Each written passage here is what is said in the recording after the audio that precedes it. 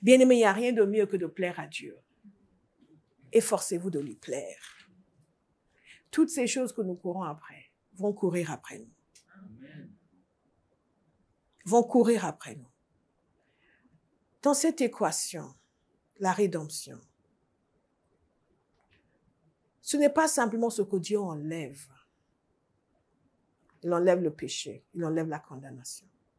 C'est surtout ce qu'il donne. Et c'est pour pouvoir donner cela qu'il enlève le reste. Qu'est-ce qu'il donne? Il donne la réconciliation.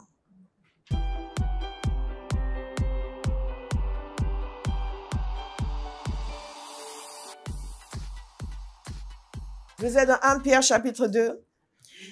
À partir du verset 4, il nous a dit ceci: approchez-vous de Christ, la pierre vivante rejetée par les hommes, mais choisie et précieuse devant Dieu. Et vous-même, en tant que pierre vivante, laissez-vous édifier pour former une maison spirituelle, un groupe de prêtres saints, afin d'offrir des sacrifices spirituels que Dieu peut accepter par Jésus-Christ. En effet, il est dit dans l'Écriture: je mets dans Sion une pierre angulaire, choisie, précieuse. Celui qui croit en lui n'en aura jamais honte. Elle est donc précieuse pour vous qui croyez. Elle est donc précieuse pour vous qui croyez. Cette pierre angulaire choisie et précieuse pour Dieu est aussi précieuse pour tous ceux qui croient. La nature, la situation normale du chrétien, c'est de trouver Jésus précieux. C'est parfaitement naturel. Nous ne devons pas avoir à y travailler. Sauf que nous avons tellement de choses qui étouffent ces révélations que Dieu veut nous donner. Et une façon de fonctionner qui fait obstacle à la révélation. Mais je vais inviter quelqu'un ce matin à décider: je vais me laisser édifier. Amen. Les gens disent: oui, mais je sais pas comment toucher le ciel. Mais la parole nous dit que c'est nous qui devons nous laisser édifier. Dieu veut que nous soyons édifiés. Dieu a tout fait pour que nous soyons édifiés. Nous devenons un temple spirituel, une maison spirituelle. Mais nous devons accepter de faire les choses à sa manière. De nous départir d'un fonctionnement, d'un système, d'une façon d'être et de penser qui bloque cette édification. Dieu est volontaire. Dieu est toujours volontaire pour donner la révélation. Dieu veut nous édifier. Nous n'avons pas besoin de le supplier pour que nous puissions rester en lui. Nous n'avons pas besoin de le supplier pour que nous puissions le sentir. Je reçois beaucoup de demandes de prière. Des gens qui disent: oui, mais je veux que ma vie spirituelle avance. Mais Dieu veut que ta vie spirituelle avance. Je n'ai pas besoin de le supplier pour que ma vie spirituelle avance. Il veut que ma vie spirituelle avance. Beaucoup de gens qui sont pensés qu'il faut soudoyer Dieu pour qu'il les aide à progresser spirituellement. Ce n'est pas vrai. C'est lui qui veut édifier cette maison. Alléluia. Mais il y a des choses, nous devons nous mettre en accord avec lui. Il y a un des éléments les plus importants dans votre marche avec Dieu, c'est que vous acceptiez ce que Dieu veut. Dis: j'accepte ce que Dieu veut. Et une des choses que Dieu veut, c'est que nous trouvions son Fils précieux et agréable. C'est que nous le trouvions lui-même merveilleux et extraordinaire. Christ est précieux pour le Père, il doit devenir précieux pour nous. Le Père est précieux pour le Fils, il doit être précieux pour nous. Je vous ai dit la dernière fois que nous sommes précieux pour le Seigneur, il faut que nous lui devenions utiles. Et que Dieu est utile pour nous, il faut qu'il nous devienne précieux. Un changement radical de mentalité. Et pour cela, nous allons en parler un peu plus tard. Il est insensé de comprendre que le but de la rédemption, ce n'est pas de nous sauver de nos afflictions temporelles. Cela fait partie des bienfaits de la rédemption, mais ce n'est pas l'objectif. L'objectif de la rédemption, ce n'est pas que vous puissiez prier pour avoir un travail. L'objectif de la croix, ce n'est pas que vous puissiez prier pour être délivré de la banqueroute ou pour que votre voisin ne vous tue pas.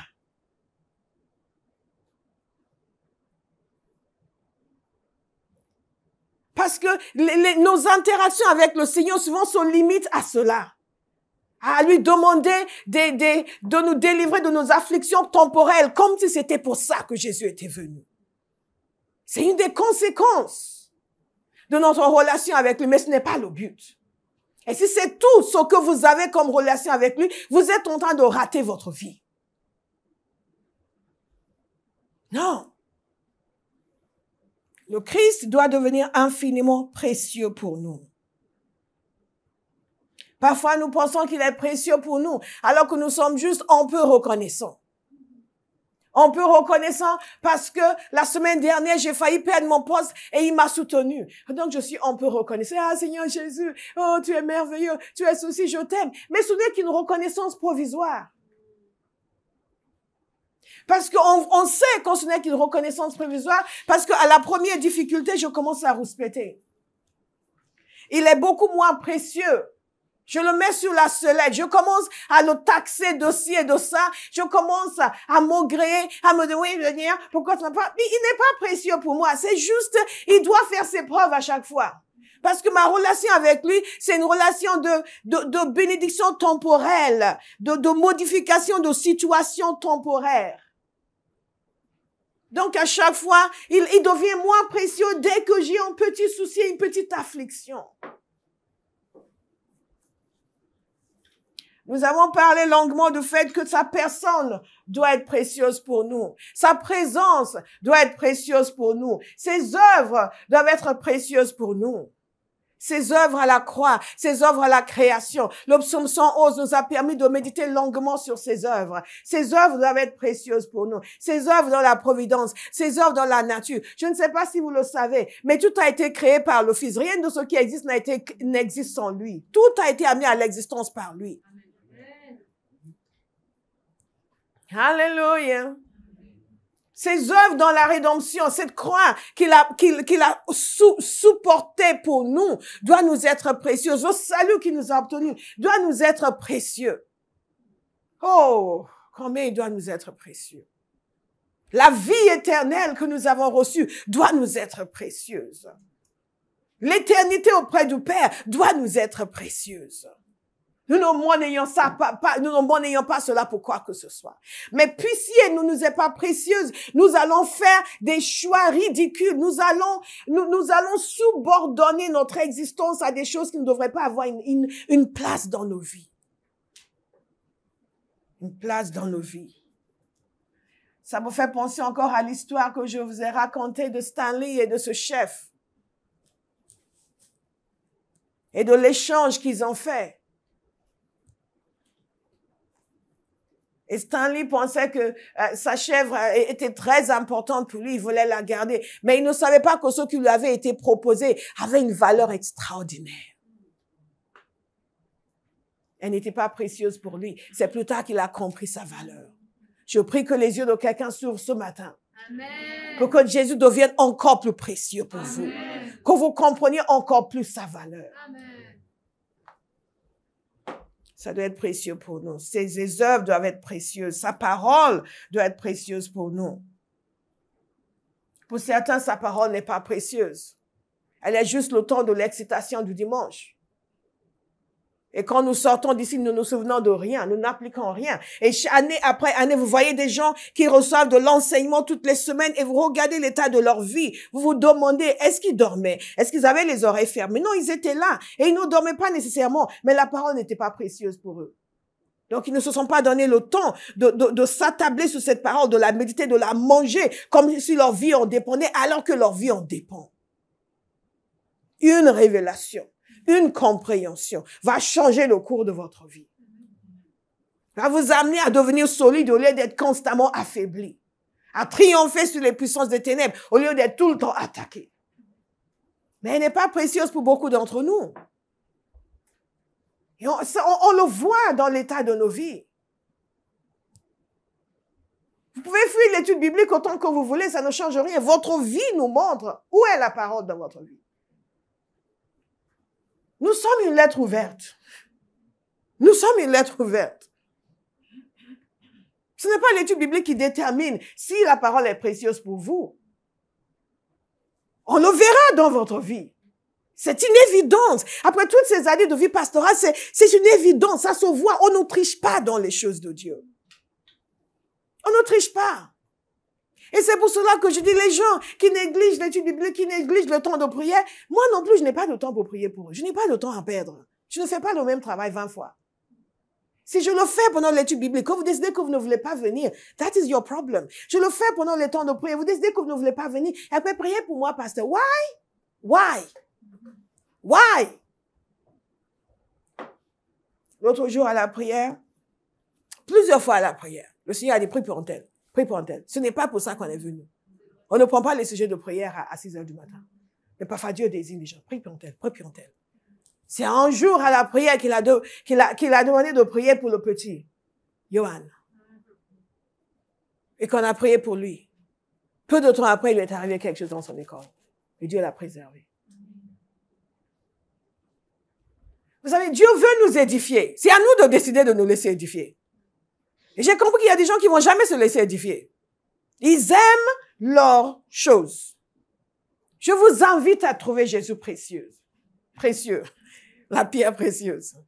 À trouver sa parole précieuse. Il ne dit pas, oui, mais moi, avec la Bible, change. Dites à quelqu'un, change. Change. Nous sommes censés changer, pas rester tels que nous étions quand nous nous sommes convertis. Oui, mais moi, lire la Bible, c'est pas évident. Change. Je peux vous dire, moi, maudire la Bible, c'était mon passe-temps. Pas médire, maudire. Dire du mal, condamner, accuser. C'était un de mes passe-temps favoris. Quand il s'agissait de critiquer et casser les chrétiens, j'étais première en la matière. Chef du gang.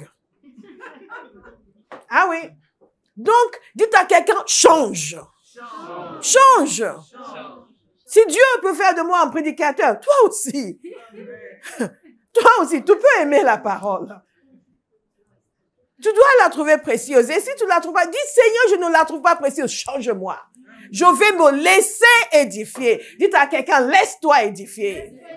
Arrête d'être si paresseux. Laisse-toi édifier. Les gens ne veulent pas se laisser édifier. Mais fais que pasteur prie. Non, pasteur ne va pas prier. Pasteur va dormir. Toi, tu vas prier.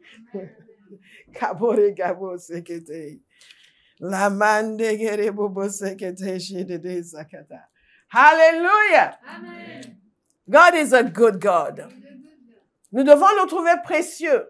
Sa personne, sa parole, ses œuvres. Vous n'avez pas besoin d'un sujet de prière. Vous en avez un. La croix. Vous allez dire à Jésus, Seigneur Jésus, regarde ce que tu as fait pour moi. Vous pouvez rester là pendant des heures. Simplement à lui dire à quel point il est extraordinaire.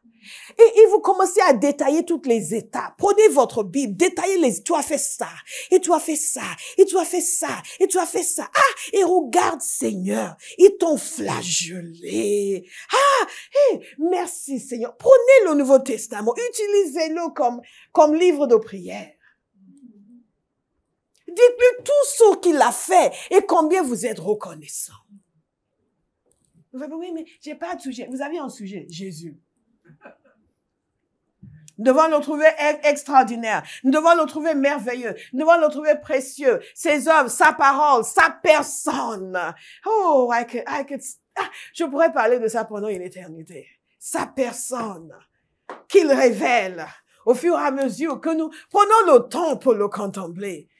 Sa personne, sa présence. Le psaume 27, allez le relire. Nous devons le trouver précieux, infiniment plus précieux que les choses qui sont aujourd'hui très précieuses pour nous. Et la première chose, je pense que nous l'avons déjà vu la dernière fois, ce sont nos biens, nos possessions. L'apôtre Paul nous a déjà expliqué que les biens spirituels sont infiniment plus importants que les biens matériels. N'est-ce pas? Infiniment plus important que les biens matériels. Et donc, nous devons voir que Jésus est le bien suprême. Et il doit être plus précieux pour nous que ce que nous possédons.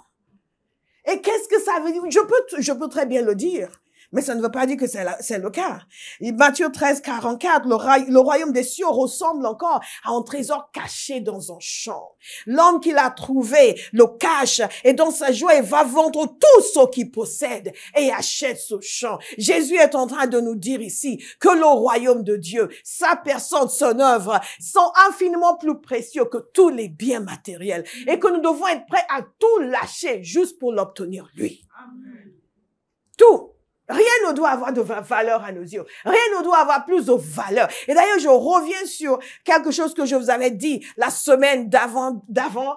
Et c'est le fait que le précieux veut dire aussi une grande valeur. Moi, j'appelle ça une valeur infinie. Jésus doit avoir une valeur infinie. Alléluia. Une valeur infiniment supérieure à tout ce que nous possédons. Jésus dit que cet homme, il va vendre tout ce qu'il a pour pouvoir aller acheter ce champ dans lequel se trouve ce trésor. En d'autres termes, tout ce que vous possédez n'est rien à côté du fait de posséder Christ. Et d'être enfant de Dieu, d'être enfant du royaume. Et cela a des conséquences. Et une de ces conséquences, c'est que vous devez être prêt à tout abandonner pour lui. Dites à quelqu'un, tout abandonner. Et le tout est en gras et souligné. Tout abandonner pour lui. Dès lors où l'acquisition de ces biens est en conflit avec sa volonté pour vous, vous devez pouvoir dire non, je laisse cela. Dès lors où l'acquisition de ces biens vous pousse à enfreindre sa loi, vous pousse à pécher, vous devez dire non, je ne veux pas de ça. Nous avons beaucoup de chrétiens aujourd'hui. Il y a des pays où il y a une grande population de chrétiens nés de nouveau, mais la société reste tout aussi corrompue. Pourquoi? Parce que les chrétiens ne trouvent pas Jésus plus précieux que les biens. Donc, quand ils sont quelque part et qu'ils ont l'opportunité de participer à la corruption, ils ne pensent pas au fait que non, ça ne plaît pas à Jésus. Ils vont y participer. Ils vont y participer parce que oui, mais moi, j'ai une famille à nourrir et pourtant Jésus a dit chercher premièrement le royaume de Dieu et sa justice et tout le reste sera ajouté. Parce que Jésus n'est pas précieux pour eux. Donc, ils vont tricher. Les chrétiens, nous avons un style de vie qui montre souvent que Jésus n'est pas précieux pour nous. Vous avez l'opportunité de mentir, de tricher pour avoir quelque chose. Et vite, vous le faites. Vous n'hésitez même pas. C'est étonnant comment certains d'entre nous, il n'y a même pas la moindre hésitation en nous. Vite, nous allons tout de suite dans ce sens. Les compromis, facile. Mensonges, facile. Tricherie, facile. Jésus n'est pas précieux pour nous. Pour obtenir quelque chose de matériel, nous sommes prêts à tout. Y compris faire ce qui ne plaît pas à Jésus. Jésus doit être plus précieux pour nous que les biens, doit être plus précieux pour nous que la richesse, doit être plus précieux pour nous que toute chose que nous pouvons posséder. Non, nous ne sommes pas disposés à faire les choses qui vont aller à l'encontre de sa volonté parce que nous voulons acquérir de la richesse, parce que nous voulons la garder. Cela veut dire aussi, si Jésus est plus précieux pour nous que les biens, ça veut dire que nous sommes prêts à nous séparer de quoi que ce soit. Nous sommes prêts à donner ce qu'il nous demande de donner. Nous sommes prêts à libérer ce qu'il nous demande de libérer. Nous sommes prêts à faire tout ce qu'il faut avec les biens que nous possédons pour que son règne avance sur la terre. Il y a des gens, ils pensent qu'ils servent le Seigneur simplement en allant au culte. Au moment de l'offrande, ils sont aux abonnés absents.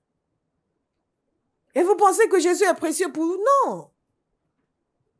Certains sont chrétiens depuis des années, n'ont jamais donné leur dîme. Vous donnez de temps en temps. Jésus n'est pas précieux pour vous. L'argent est votre chef, et votre roi, et votre maître.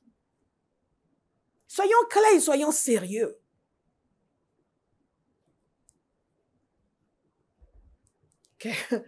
Quelqu'un me disait l'autre jour avoir compris l'importance de donner. Il me disait ces schémas de dons. Avant, j'étais là, waouh. Waouh. Waouh. C'est John Wesley qui disait qu'il semble que la dernière partie d'une personne à être sauvée, c'est son porte-monnaie. Tant que votre porte-monnaie n'est pas sauvé, Jésus n'est pas précieux pour vous. Vous devez avoir en entrant dans le cœur pour dire, je vais participer, je vais donner. Ah, c'est pour le Seigneur. Ah, c'est pour l'église de Jésus. Je libère. Dès lors où vous êtes encore en train de garder, de calculer, il y a des personnes qui calculent leur dîme au centime près, quand même. Au centime près.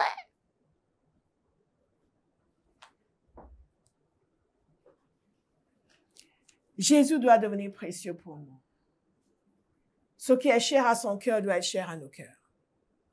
Il y a ce jeune homme qui voulait suivre le Seigneur. Le Seigneur lui a dit d'aller vendre tout ce qu'il possédait et d'aller donner aux pauvres.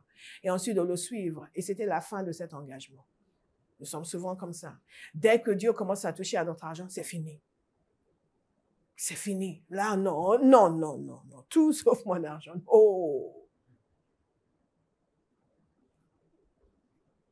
Et ce qu'il faut savoir, c'est que les disciples aussi, à un moment donné, ils ont dit, quand ce jeune homme, Jésus a commenté ce jeune homme, ils ont dit, c'est difficile pour les gens qui sont riches d'entrer dans le royaume de Dieu. Ils disaient, Et nous, on a tout abandonné pour te suivre. Elle dit, tous ceux qui ont tout abandonné pour me suivre. Tu as laissé ton argent, tu as laissé ta famille, tu as laissé tout, vous allez tout moissonner au centuple. En d'autres termes, quand Dieu nous demande de donner, ce n'est pas parce qu'il veut nous appauvrir. Mais nous l'aimons, même si ça devait nous appauvrir. Est-ce que vous comprenez la différence? Dieu ne nous demande pas de donner pour nous appauvrir. Mais nous devons être prêts, même si ça devait nous appauvrir, à donner pour enrichir le Seigneur, enrichir son œuvre. Et c'est là où nous montrons que nous aimons le Seigneur. Moi, je sais, plus Jésus devenait précieux pour moi, plus je donnais. Plus c'était, Seigneur, qu'est-ce que tu veux que je fasse? OK. Thank you, Jesus. Et je remercie le Seigneur pour cette grâce. Parce que quand nous avons commencé cette œuvre, nous n'avions rien. Et quelqu'un m'a dit, parce que vous avez fait des économies pour commencer l'œuvre. Je n'ai pas fait spécialement des économies pour commencer l'œuvre, mais je remercie le Seigneur que je n'étais pas fauché quand on a commencé. Parce que sinon, on aurait fermé la porte tout de suite, parce que personne ne nous donnait rien. Et je ne vous dis pas ça pour me vanter, mais je vous dis simplement, je bénis le Seigneur pour la grâce qu'il a mis dans le cœur, de l'aimer au point de libérer abondamment pour son œuvre. Et une des inquiétudes que j'avais quand le Seigneur m'avait dit d'arrêter, c'est hey, comment on va payer les choses?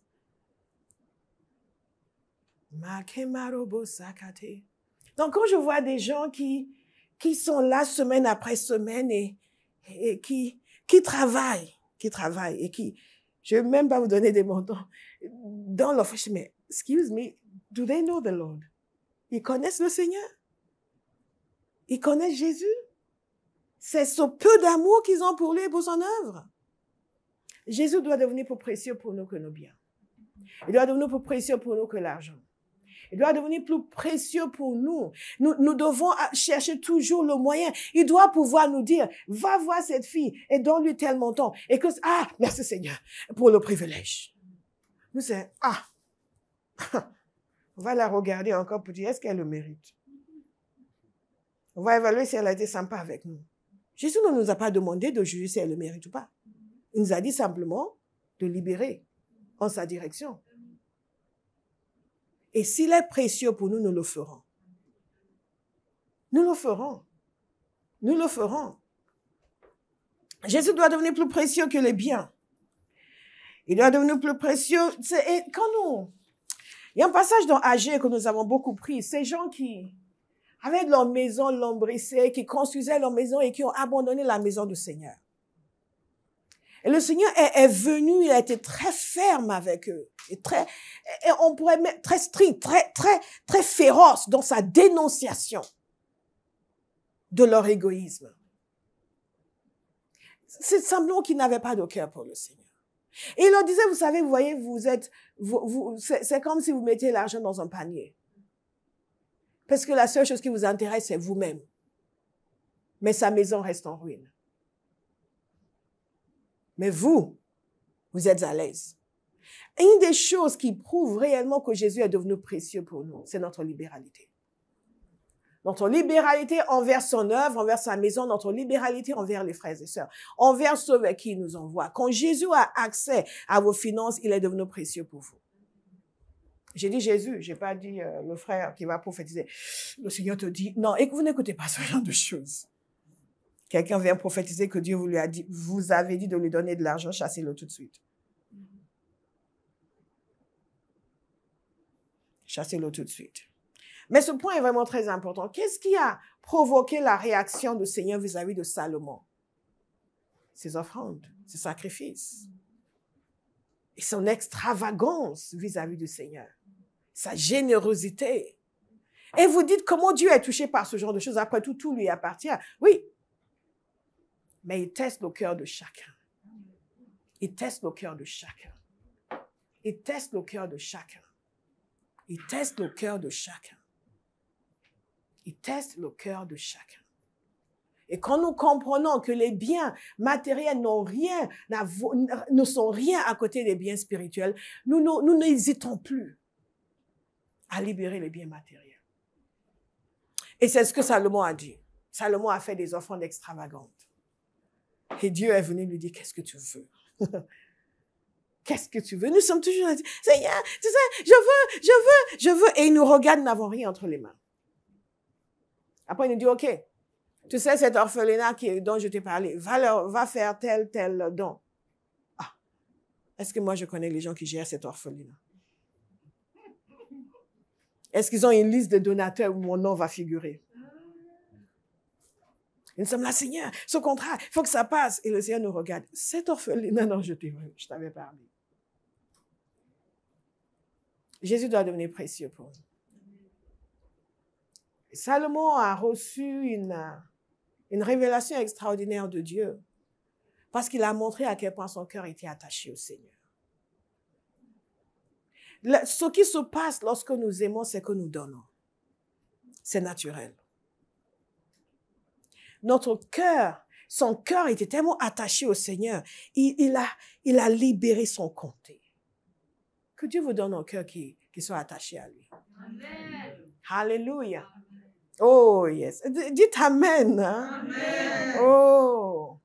Parce que quand vous aimez le Seigneur, vous êtes constamment en train de lui demander, qu'est-ce que tu veux que je fasse pour toi? Est-ce que je peux te bénir d'une façon ou d'une autre? Est-ce qu'il y a un de tes enfants que je peux bénir? Est-ce que tu veux que je fasse une offrande spéciale? Qu'est-ce que tu veux? Qu'est-ce que je peux faire encore? Qu'est-ce que je peux donner? Tout ce que tu m'as donné, qu'est-ce que je peux donner? Car Dieu a tant aimé le monde qu'il a donné son Fils unique. Dieu pouvait nous dire, je vous aime, je vous aime, je vous aime, et nous laisser dans la perdition. Est-ce que vous allez croire qu'il vous aimait? Non. Même aujourd'hui, après nous avoir donné son Fils, certains pensent encore, si tu n'as pas payé mon loyer, c'est que tu ne m'aimes pas. Après avoir donné son Fils, certains disent encore, oui, Seigneur, je ne comprends pas pourquoi, si tu m'aimes. Après avoir donné son Fils. Donc, nous tous, nous comprenons que quand nous aimons, nous donnons. Évaluez votre vie. Qu'est-ce qui sort de votre vie vers les autres? C'est la mesure de votre amour. Qu'est-ce qui sort de votre vie vers le Seigneur, vers son œuvre? C'est la mesure de la valeur qu'il a à vos yeux. En toute honnêteté. C'est la mesure de la valeur qu'il a à vos yeux. Donc, quand on dit, est-ce que Jésus est précieux pour vous? Yeah! Posez-vous vraiment la question. Jésus doit être plus précieux pour nous que notre honneur, que notre dignité, notre fierté, notre statut social, nos accomplissements, nos prérogatives. Jésus doit être infiniment plus précieux pour nous que cela. Nous devons être prêts à lâcher tout ça si besoin. Pourquoi pasteur parle constamment de lâcher? Parce que c'est ça la vie du chrétien. Dieu doit avoir accès à tout ce que vous êtes et tout ce que vous possédez. Et il doit pouvoir dire, ça, laisse, ça, je veux, ça, j'enlève, ça, je change, ça, utilise pour ma gloire. Alléluia. Nemoko temerebo zakata. Dans Philippiens chapitre 3, verset 7, l'apôtre Paul, il dit beaucoup de choses, dont cette phrase extraordinaire, mais ces qualités qui étaient pour moi. Parce qu'avant cela, l'apôtre Paul avait parlé de son pédigré, il avait parlé de son statut, il avait parlé de son statut social, religieux, et tout.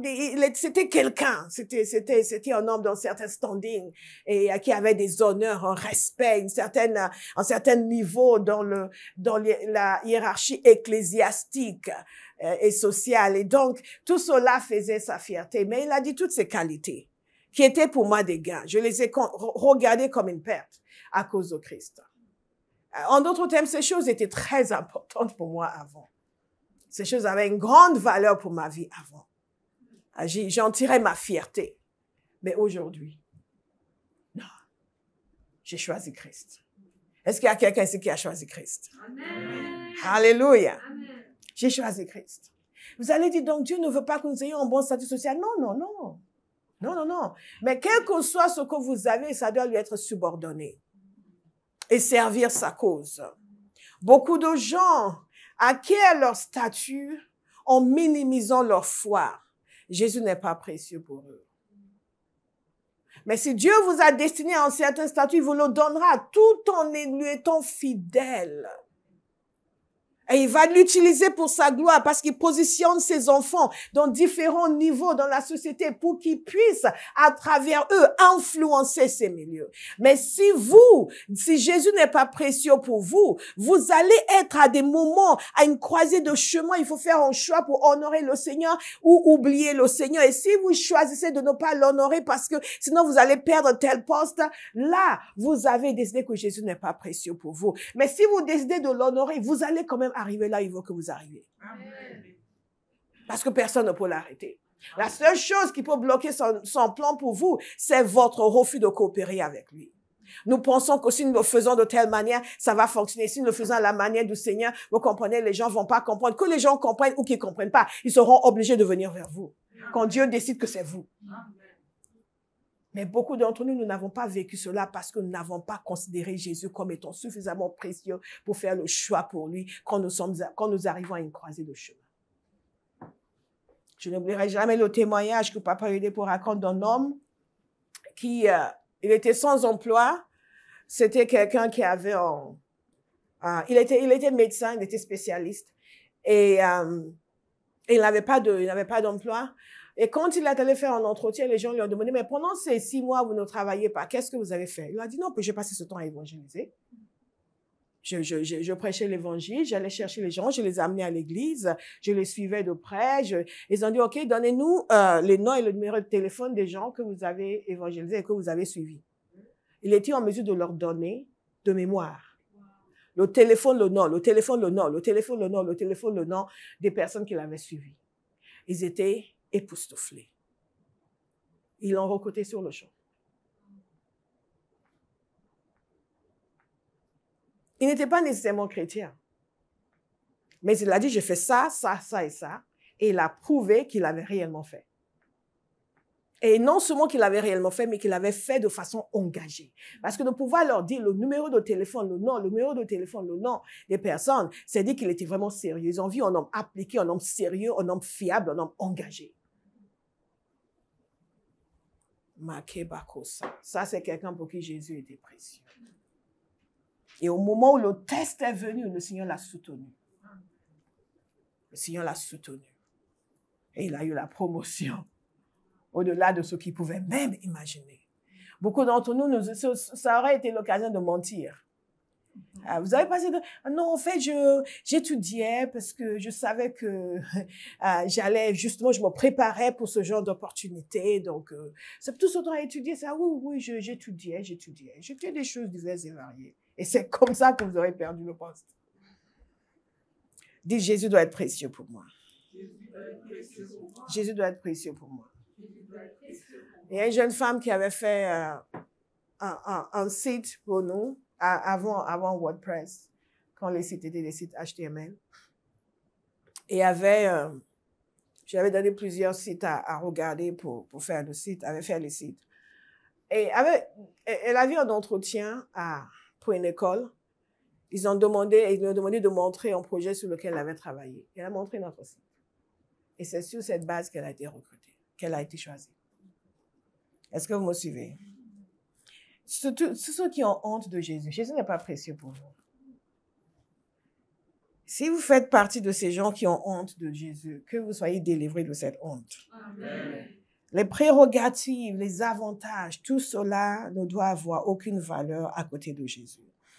Ces qualités qui étaient pour moi des gains, je les ai regardées comme une perte à cause de Christ. Et je considère même tout, regardez bien, soulignez, je considère tout comme une perte.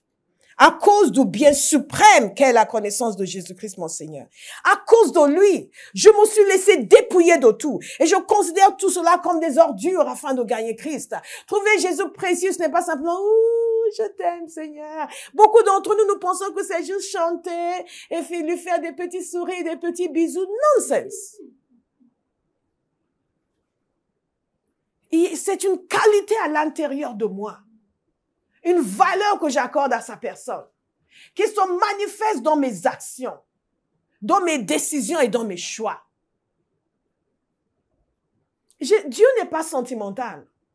Il n'a pas besoin de « je t'aime, doux Jésus, doux Jésus ». Je connais des gens qui font « doux Jésus » depuis des années, mais leur vie ne manifeste aucune obéissance. Si Jésus est précieux pour moi, ça va se manifester dans mon fonctionnement. L'apôtre Paul dit ceci. Regardez ce qu'il fait ici. Il y a une comparaison entre l'honneur, la dignité qui possédait ses qualités et entre Christ. Donc, il dit ceci. Il dit, je considère même tout comme une perte à cause du bien suprême qu'est la connaissance de Christ. Donc, Christ est quoi? Le bien? Le bien? Le bien? Le bien suprême. Et de l'autre côté, qu'est-ce qu'il dit? Toutes ces qualités sont devenues comme des ordures. Des ordures. Des ordures. D'un côté, il y a Christ, le bien suprême. Toutes ces qualités qu'il avait, des ordures. On va le redire pour ceux qui viennent se réveiller. D'un côté, il y a Christ qui est le bien suprême. Et de l'autre côté, Les ordures. Christ qui est Le bien suprême. Et ici, ces qualités qui sont Les ordures. que Dieu vous donne d'avoir la même pensée. Amen. Parce que beaucoup d'entre nous, les choses que nous devons considérer comme des ordures sont pour nous le bien suprême. Et les choses de Dieu, nous considérons comme des ordures. Et vous le voyez dans le fonctionnement des chrétiens. Dis, je me laisse édifier. Je me laisse édifier. Je me laisse édifier. Je me laisse édifier. Bien aimé, ces changements doivent être profonds. Vraiment profonds. Et c'est pour cela que nous prêchons la parole. Pas pour vous tenir divertis le dimanche matin. Mais pour que la parole de Dieu entre en nous et produise un changement à l'intérieur de vous. Et change notre système de valeurs. Nous amène à valoriser Christ. Et à cesser de valoriser les choses terrestres et mondaines.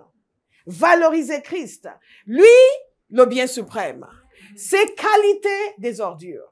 Et il fait une comparaison. Il dit non, j'ai décidé. Qu'est-ce qu'il a décidé? Je les considère comme une perte. Je me suis laissé dépouiller de tout. Donc toutes ces qualités, vous pouvez les enlever. Par contre, ce que je veux, c'est afin de gagner Christ. Afin de gagner Christ. Voyez un homme qui fait bien la différence entre les biens matériels et les biens spirituels. Afin de gagner Christ. Que cela soit votre ambition. Amen. Le cri de votre cœur. Amen. Que vous ne vous dépouillez pas de Christ afin de gagner le monde. Et c'est ce que font beaucoup de gens qui disent qu'ils sont chrétiens. Amen, Jésus. Amen. Mais dès qu'ils ont une décision à prendre, ils se dépouillent de Christ. Pour gagner le monde. Pour gagner le monde. Non, nous nous dépouillons des choses terrestres pour gagner Christ. Parce qu'il a de la valeur à nos yeux. Jésus doit avoir plus de valeur que nos biens. Jésus doit avoir plus de valeur que nos ambitions, que notre pédigré, notre honneur, notre dignité. Jésus doit avoir plus de valeur que toute autre relation. Une des choses que je vous ai dit la semaine dernière lorsque je parlais de ce qui permet de surmonter les difficultés dans le ministère et dans la vie chrétienne de façon générale, le premier point que je vous ai donné, c'est la passion pour Dieu. Réellement avoir une passion pour lui. Pas pour son œuvre, pour lui. Son œuvre aussi, ça vient, mais pour lui. Pour lui. Une passion pour Dieu, une intimité réelle avec lui.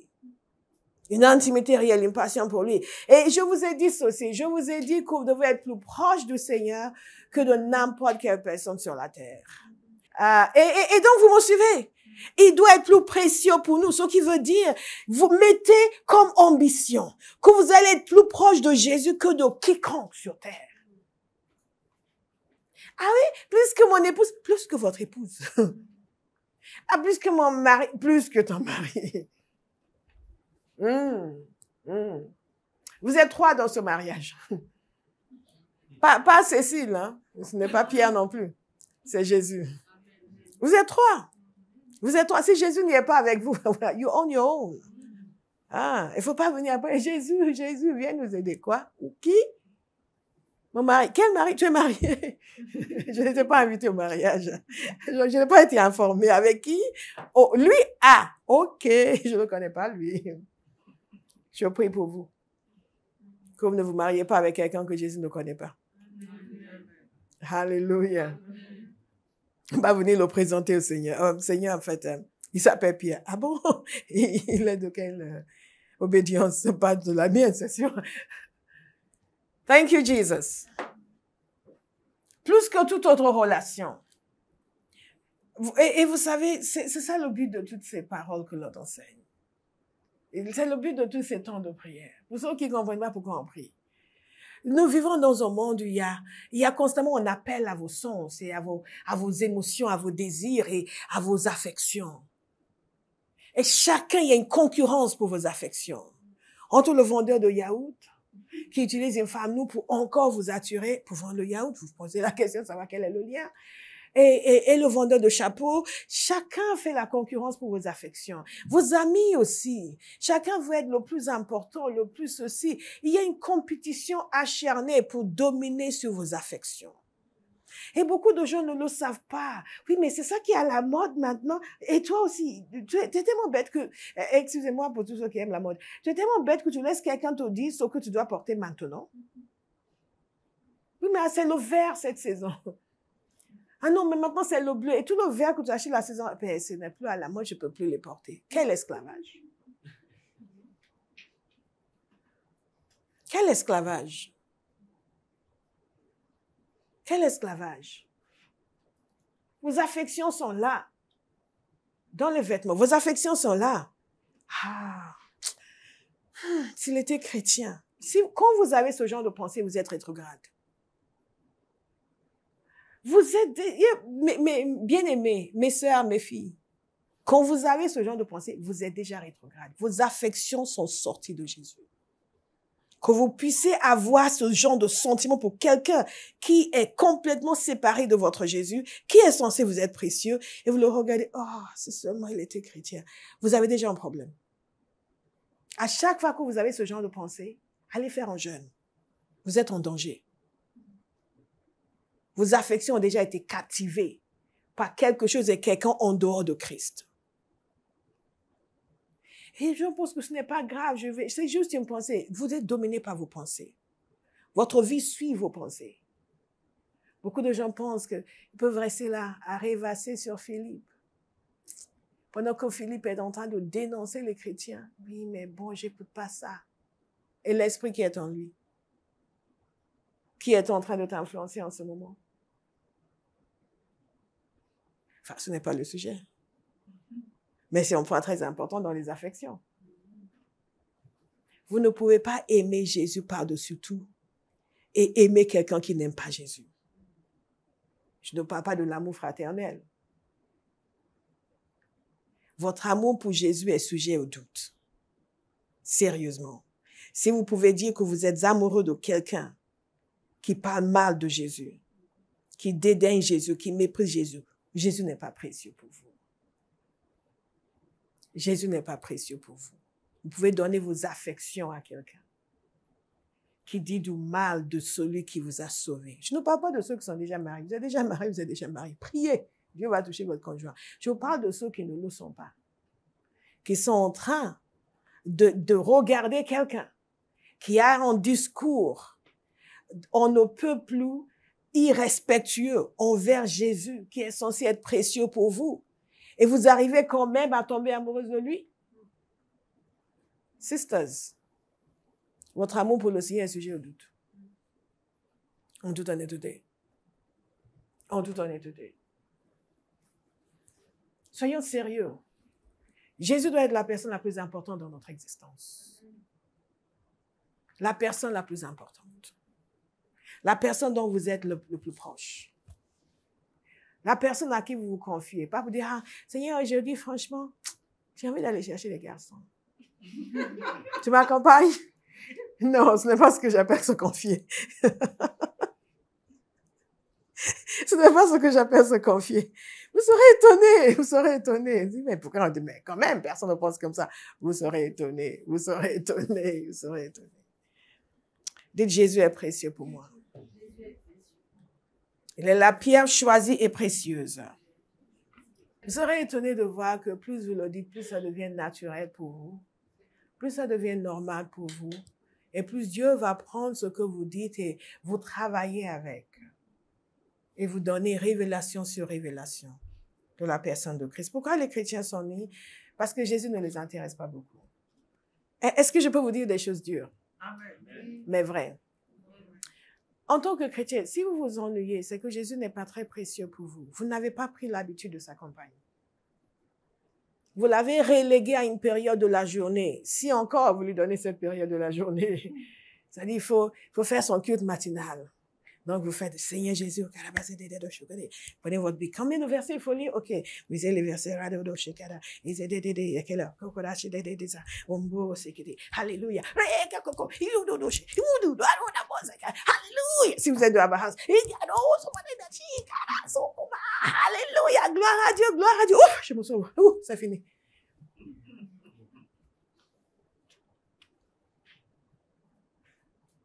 Il y a une expression en anglais, he's had his pound of flesh. C'est une expression shakespearienne. OK, vous n'êtes pas des enfants de Shakespeare. OK. J'ai trouvé. Donc si on peut dire ça, bon, il a eu ce qu'il veut, quoi. Ça m'a coûté, mais bon, ouf, c'est bon, et c'est fini. Ouh, thank you, Jesus, I can have a nice day. Maintenant, je peux passer une bonne journée. Cette corvée est terminée. Et même si c'est en plaisir, c'est toujours relégué. Ce n'est pas ce à quoi nous sommes appelés. Ce n'est pas ce à quoi nous sommes appelés. Quelqu'un va ouvrir ses oreilles aujourd'hui. Je suis en train de vous dire comment vivre. Comment vivre. Si vous êtes réellement né de nouveau, c'est comme ça que l'on vit. Jésus est précieux pour nous. Plus précieux que toute autre personne. Donc, ma conversation avec lui n'est pas uniquement le matin. Quand je lui donne ce qu'il veut, ouf, je me fuis, j'échappe, ouf, je sors de là vivant, ouf, il m'a pas condamné. Et le reste du temps, vous vivez votre vie. Je vous ai souvent raconté cette histoire pour les anciens, mais la répétition est salutaire. L'apôtre Paul nous l'avait appris. Mais il y a des gens qui l'ont jamais entendu, donc. Ce qui est bien quand une église, quand il y a toujours de nouvelles personnes, vous vous sentez à l'aise pour raconter toujours les mêmes histoires. Alléluia. Il y a de longues années de cela, j'habitais à Paris à l'époque, près de la Nation, rue des Grands Champs, pour être précis, 23 rue des Grands Champs. Je n'y habite plus, n'allez pas là-bas pour me voir. Et je grandissais dans ma marche avec le Seigneur. Et un jour, le Seigneur m'a interpellée sur le fait que, en réalité, j'ai toujours été très réglo dans mon temps avec le Seigneur, tous les jours. J'ai appris quand je me suis convertie la nécessité de passer un temps avec Dieu tous les jours, dans la prière, dans la parole. Ça n'a jamais failli. Depuis toutes ces années, toujours. Même quand je suis dans l'avion, je le fais. Je le fais. Et donc ça, c'était clair. Et le Seigneur commençait à m'interpeller sur le fait qu'il voulait une interaction pendant toute la journée. Pas, je fais mon temps de prière, je pars. Je fais mes affaires et je rentre. Et Seigneur, alléluia, gloire à Dieu. Mais vraiment une interaction. Et je ne savais pas à quel point c'était difficile. Parce que j'ai eu l'idée seulement que, Dieu allait me suivre partout. Et que c'était comme si quelqu'un allait me surveiller pour me frapper à chaque fois que je me trompais de quelque chose. Je me sentais profondément mal à l'aise. À l'idée que, cette expression, c'est ce qui m'était venu, he's going to cramp my style.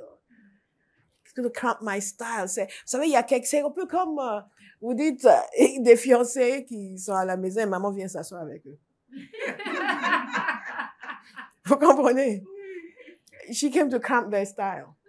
Évidemment, ils sont chrétiens, ils n'ont pas l'intention de faire quoi que ce soit, de whatever. Ils vont juste se parler. Mais quand même, que maman vient s'asseoir ou papa vient s'asseoir. Et le garçon est là, ils vont partir. Donc, comment ça va? Ça va bien? Donc, et le travail aujourd'hui, tu parlais de ton patron que tu devais régler. Ça a été réglé? Elle est là. C'est cette impression-là que j'avais, vous comprenez? Que Dieu allait m'épier partout. Et j'ai parlé à Dieu partout. Ça m'incommodait profondément. Et je bénis le Seigneur pour cette grâce de m'être senti incommodé. Parce que beaucoup d'entre nous nous disent, oui Seigneur, oui Seigneur. Nous ne nous rendons même pas compte de ce que nous ressentons vraiment à l'intérieur. Et là, je dis, ça va pas du tout, ça va pas du tout. Ce sentiment ne correspond pas à ce que je suis censé croire au sujet de Dieu. Et j'ai prié. Et Dieu m'a fait grâce. Au point où maintenant je peux dire que je parle avec Dieu plus qu'avec quiconque sur terre. En toute honnêteté. Et ce n'est pas Parce que parfois, nous sommes dans l'autre extrême où nous avons une désinvolture. Aucun respect, aucune crainte. Ce n'est pas dans ce sens-là du tout. Mais je veux vous encourager à décider que vous allez être plus proche du Seigneur que de n'importe quelle personne sur la terre. Que vous allez vous employer dans la méditation de sa parole à le connaître chaque jour. Pas lire le verset pour lire le verset, non, à chaque fois chercher une rencontre avec lui. Dans la méditation de sa parole, dans votre temps de prière, c'est pas, OK, il faut que je fasse combien de temps? Ils m'ont dit 1 heure. OK, Rakobe Sakato, Hey Zodo, OK, je vais chanter un peu. OK, 30 minutes. OK. Mais allez-y comme quelqu'un qui va vers une personne. Vous me suivez? Une personne. Et je lui parle en étant conscient du fait que je parle à une personne. Et même quand l'Esprit va me pousser à prier avec Rokoti Kaka, je suis encore conscient du fait que je ne suis pas simplement en train de lui parler, mais je travaille avec lui. Je travaille avec lui. Pour ses buts, pour ses fins. Il est présent dans ma conscience. Ses désirs sont présents dans ma conscience. Je vais dans le temps de prière, présent dans ma conscience ce que Dieu veut, pas juste ce que je veux. Vous me suivez? Et quand je viens presque pas, oh Seigneur, oh Alléluia, gloire, c'est bien qu'on ait ce temps parce que je voulais te demander, non! Est-ce que vous savez que des fois, il peut vous arriver de dire, Lord, how are you? Pas parce que vous pensez qu'il est triste aujourd'hui, mais juste pour dire, oh Père, I love you, Lord, and I lift my voice to worship you. Oh, my soul. Plus que toute autre relation. Si quelqu'un vient à moi, Luc 14, verset 26, sans me préférer à son père, sa mère, sa femme, ses enfants, ses frères et ses sœurs, et même à sa propre vie, il ne peut pas être mon disciple. C'est Jésus qui le dit. Si quelqu'un vient à moi, sans me préférer, dites préférer. Préféré. Donc, nous sommes en train de dire, Jésus doit être plus précieux que. Nous devons le préférer. C'est ce qu'il nous dit lui-même, Luc 14, 26. Notez-le et soulignez. Écrivez-le. Ça, c'est ce que Dieu veut. Ça, c'est ce que Jésus demande. C'est ça être un chrétien. Si quelqu'un vient à moi sans me préférer à son père, il y a certaines traductions qui disent sans haïr. Et nous savons que ça ne veut pas dire détester. Mais justement, comme il est expliqué ici, préférence. Il doit être premier. Les autres doivent venir bien en dernier. Bien en dernier lieu. Sans me préférer à son père, sa mère, sa femme,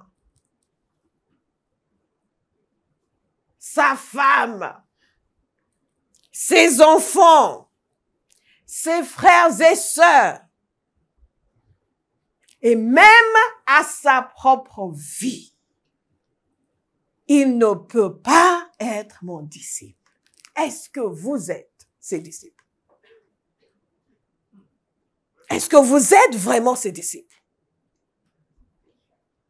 Ou est-ce que vous êtes des participants au culte? Est-ce que vous êtes vraiment ses disciples? Quelle est la valeur de Jésus à vos yeux? Il est premier ou il vient après tout ce monde? Pour beaucoup d'entre nous, il vient après tout ce monde et dit, oui, mais Seigneur, tu comprends que tu sais que toi, tu viens en dernier. Il ne peut pas être mon disciple. C'est ce que Dieu veut. C'est ça être un disciple. Jésus précieux à mes yeux, plus précieux que toute chose et toute personne. C'est ça être un disciple. Plus précieux que ma propre vie. Donc je ne peux pas lui désobéir pour préserver ma vie. Regardez l'apôtre Paul. Il allait à Jérusalem. Et les gens venaient lui dire, ah, Paul, il ne faut pas y aller. Et Paul disait, je sais, le Saint-Esprit me dit que la prison m'attend. Mais il y est allé quand même. C'est dit, mais pourquoi il est allé? Ah, parce qu'il savait qu'il devait y aller. Il n'a pas dit, ah non, oh, non, moi je veux pas de problème. Oh non, je n'y vais pas. Oh, nous, la moindre difficulté, nous préservons nos vies. Vous entendez même des candidats, mais j'ai ma vie, hein. Quelle vie? Quelle vie? Celle qui était perdue avant que Jésus ne vienne la sauver? Celle qui disparaîtrait aujourd'hui s'il devait enlever sa main? Je parlais avec Béa d'une femme de pasteur qui a été enterrée dernièrement. Et une femme qui a vraiment fait beaucoup de choses, très aimée, très appréciée.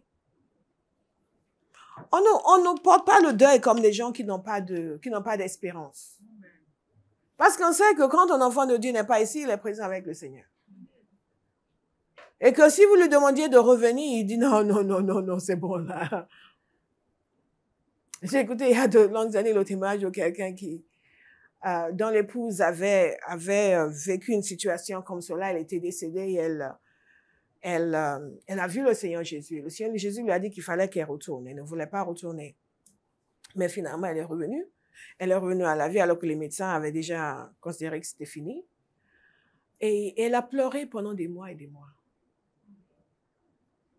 Parce qu'elle ne voulait pas rester. Elle a vu les gloires du ciel. Son mari était très mécontent. Et nous, moi et les enfants, et nous. Pendant des mois parce qu'elle voulait rester. Nous ne portons pas le deuil comme les gens qui n'ont pas d'espérance, nous dit la parole de Dieu. Mais à chaque fois que vous voyez quelqu'un disparaître, posez-vous la question.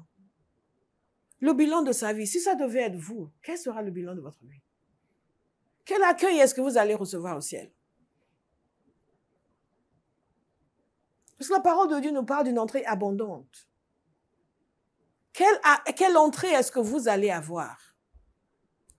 Dans quelle mesure est-ce que le Père va dire, cette vie m'a été utile. Cette vie a contribué à mon règne sur la terre. Cette vie m'a honoré sur terre.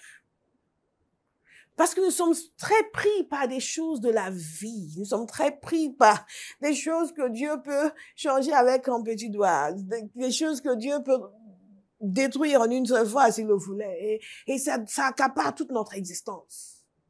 Une existence si précieuse, une vie façonnée à l'image de Dieu, une vie rachetée et remplie de puissance. Et nous gaspillons tout ce potentiel et toute cette puissance sur les futilités de l'existence humaine. Vous regardez une personne ici qui est équipée de force, de puissance, qui peut être équipée d'une telle révélation qu'une ville entière sera changée quand elle prêchera l'évangile, que des gens dont leur nombre seront restaurés, libérés, guéris et délivrés. Et cette personne passe sa vie à se plaindre parce que oui, mon patron m'aime pas, parce que j'aime pas mon travail, parce que à cette maison où on habite, je sais même pas, on entend tout le temps les voisins, et toute sa vie est consacrée à ça. Quel gâchis! Quel gâchis! Oui, mais je sais que je vais être bien, que je vais avoir un nouveau poste. 20 ans. 20 ans qui auraient pu être donnés au Seigneur. 20 ans. Pendant lesquels des centaines de personnes auraient pu venir au Seigneur. Des milliers de personnes. 20 ans. Pendant lesquels les familles entières auraient pu être restaurées. 20 ans. 20 ans. Et tout ça n'est pas important. C'est dire, oui, mais moi, j'ai ma vie, parce que pour l'instant, c'est vraiment mon business, et tout ça, tu vois, et ils vont passer leur vie à gagner quelques millions d'euros. Et pour vous dire, waouh, quelques millions. Votre vie vaut infiniment plus que quelques millions. Votre vie vaut infiniment plus que quelques millions. Infiniment plus. Vous pensez qu'il y a une valeur monétaire qui peut être égale à votre existence? Et vous allez passer toute votre vie pour gagner quelques milliers d'euros par mois. Toute votre vie, matin, midi, soir, matin, midi, soir. Alors pour le Seigneur, oui, j'ai pas beaucoup de temps, je suis prise, mais quel gâchis!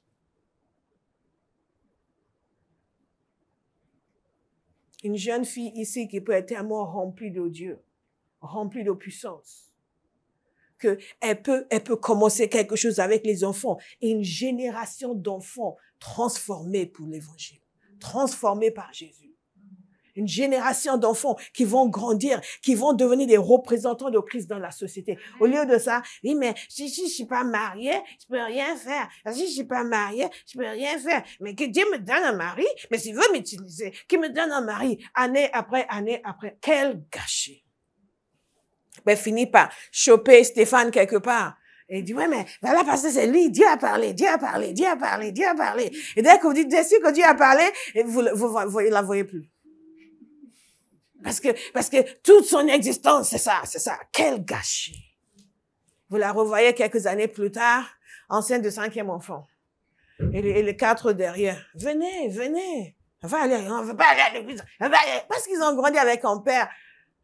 Stéphane. Pasteur, priez pour que Stéphane puisse venir.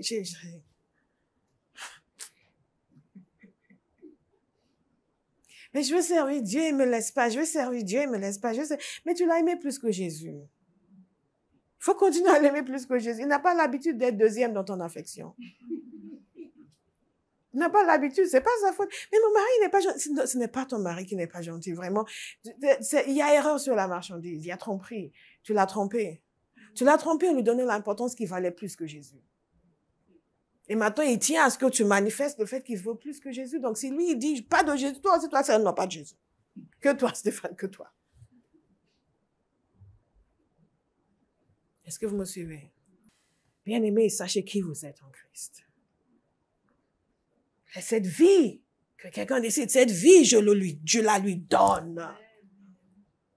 Qu'il ouvre mes yeux pour que je ne sois pas trompé, gaspiller ma vie à poursuivre des choses inutiles. Mais certains, c'est la distraction. Les jours passent, les semaines passent, les années passent. Ils n'ont rien compris de concret. Ils ne peuvent mettre le doigt sur rien qui soit positif sorti de leur vie dans le royaume de Dieu. Mais ils continuent comme ça. Et après, je dis, mais attends, what are you doing with your life? Jésus a dit, même votre propre vie. Vous devez m'aimer plus que votre propre vie. Moi, à 100 ans, je veux être en forme. Amen. Running everywhere, preaching Jesus. Amen. Sur mes 2 jambes, sans besoin d'aide. Toujours en train de sauter comme ça. Amen. Oh yeah. Oh yeah. En prêcher Jésus. Annoncer l'évangile. Quelqu'un me dit à ça, viens.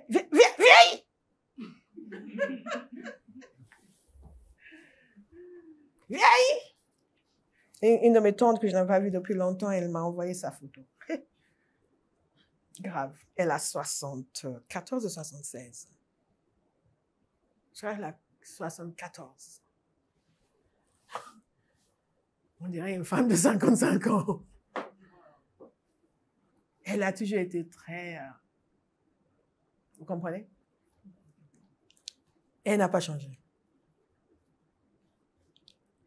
Toujours très pimpante. Je l'ai regardée. Ah, my auntie. My auntie. Yes.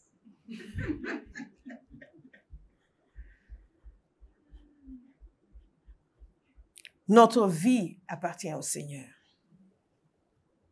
Être un vrai disciple, c'est préférer Jésus à toute autre chose et à toute personne.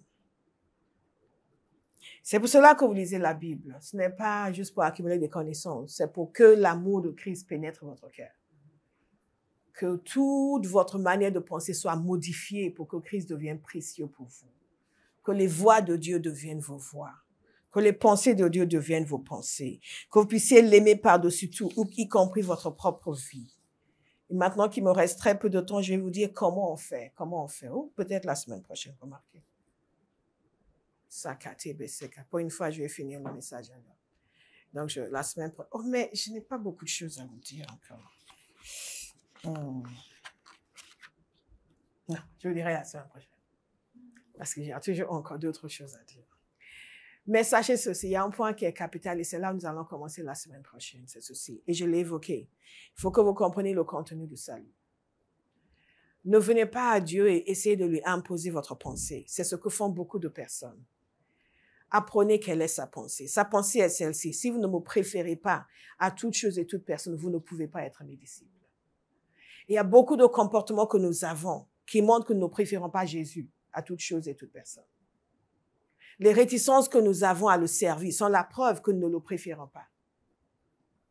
Les réticences que nous avons à donner sont la preuve que nous ne le préférons pas. Les réticences que nous avons à faire ce qu'il y a à faire dans sa maison, à faire en sorte que son œuvre avance, avec bon cœur, sans maugréer, sont la preuve qu'il n'est pas précieux pour nous. Je vous assure, quand Jésus commence à devenir précieux pour nous, quelque chose change à l'intérieur de nous. C'est comme si on avait allumé dans une pièce sombre. Les gens vont penser que vous êtes vraiment quelqu'un de bien, de dévoué. Non, c'est juste parce que Jésus a gagné vos affections. Et le fait qu'il gagne vos affections va complètement modifier votre comportement. Beaucoup des bêtises que nous voyons dans l'Église sont dues au fait que les gens s'aiment mais n'aiment pas le Seigneur. Il n'est pas précieux pour nous. Il est précieux pour nous dans la mesure où il fait des choses pour nous à chaque fois. C'est pour ça que les gens font, oui, mais ça fait longtemps que je prie, je ne vais plus à l'Église, à quoi ça sert? Vous entendez ça? Vous avez déjà entendu ça? Personne n'a jamais entendu ça? Vous avez côtoyé que des anges. Vous n'avez côtoyé que moi. Oui, depuis le temps qu'on prie, je ne vais plus à l'église. Parce que vous pensez qu'on va à l'église pour obtenir quelque chose de Dieu. Vous ne savez pas qu'on y va parce qu'on a obtenu quelque chose de Dieu. Et que ce que vous avez obtenu n'a pas encore saisi vos affections. Et c'est ça ce que Dieu fait avec le Saint-Esprit en nous.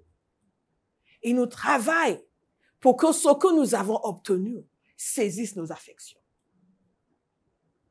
Pas ce que nous allons obtenir, mais ce que nous avons obtenu. Ce que Jésus est, ce que Jésus a fait, doit devenir primordial dans notre vie. Sa valeur doit nous être communiquée, nous être révélée. Et c'est là qui nous amène réellement à ne jamais lâcher les mains du Seigneur, quel que soit ce qui peut se passer dans nos vies, parce que nous savons la valeur de ce que nous avons déjà reçu. Ces plaintes, ces murmures, ces mains, sont dus au fait que les gens n'ont pas Jésus dans leur affection. Ils n'ont que eux seuls dans leur affection. Vous allez prier pour vous détrôner vous-même de vos affections. Jésus a dit, il doit renoncer à tout. Regardez, je vais vous relire encore ce passage. Il est trop fort. Il doit me préférer à tout. Et même à sa propre vie. C'est ce que l'apôtre Paul a dit. Il a tout lâché pour Jésus. Il doit préférer à sa propre vie. S'il doit préférer à sa vie, il doit préférer Jésus à son temps, à son argent, à ses activités.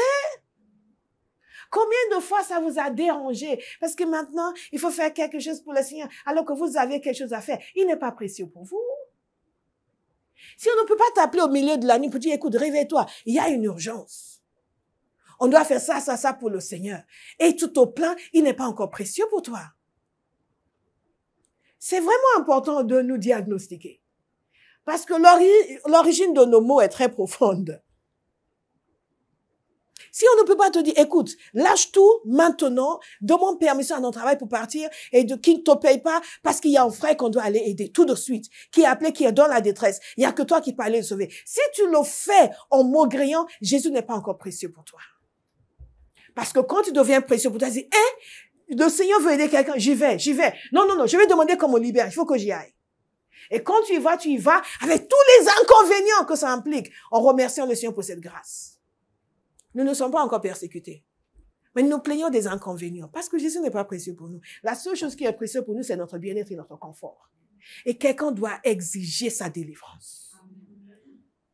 Jésus a dit, si vous ne me préférez pas, même à votre propre vie,